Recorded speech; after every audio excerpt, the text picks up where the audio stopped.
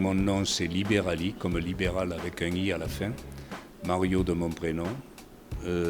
J'ai 77 ans. Moi, je m'appelle Elsa, j'ai 37 ans, je viens d'emménager à Marseille et j'habite en face. Alors j'ai toujours un peu cuisiné parce que ma mère cuisinait beaucoup. Tout gamin, on écossait les petits pois. Je l'aidais à trier les légumes, tout ça. Et donc je la voyais faire et en même temps, quand je pouvais, j'essayais moi aussi de me mettre aux casseroles. Un fourmillement de possibilités, il y a des choses super partout, des initiatives locales dans tous les sens. Je suis allée à Terre de Mars, c'était génial.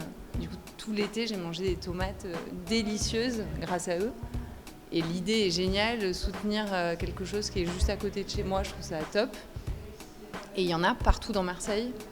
Depuis que je suis arrivée, je mange que des petits chèvres qui sont faits dans le 14e. Enfin, le bonheur.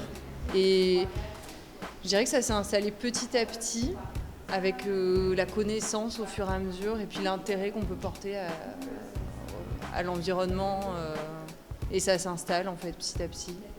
Je me pose même plus la question en fait. Et je l'apprends à mes enfants. Ça, c'est super important. Quand elles demandent des framboises ou des fraises, quand c'est pas la saison, c'est pas possible. Voilà. Et puis je dis pourquoi c'est pas possible et je suis fière qu'elles connaissent certains trucs parce que c'est vrai que nous, autant ma grand-mère elle connaissait les saisons, moi si j'ai pas mon calendrier, j'y connais rien. Je commence petit à petit, mais autrement.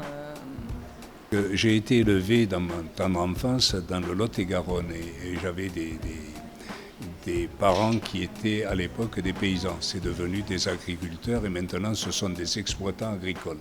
Je me souviens que mon oncle avait son coin jardin. Il ne faisait pas de la culture industrielle, c'est-à-dire qu'à un moment donné, ils se sont mis à faire du melon là-bas. Et c'était des champs complets, mais qui étaient soumis à des coopératives agricoles. Donc ils étaient tenus à un marché. Quand ils ont fait la tomate, c'était pareil. Ils ont été ensuite obligés de faire des parties, des points d'eau pour pouvoir arroser tout ça. S'équiper en tuyaux. Il arrivait un moment où l'exploitation était devenue une industrie. Et au détriment, je crois, de la qualité de ce fameux goût de tomate que tu disais tout à l'heure, la tomate qui a le goût de la tomate. Voilà. Et ça, effectivement, j'ai vu toute cette évolution. Et on redécouvre, parce qu'on appelle ça maintenant du bio.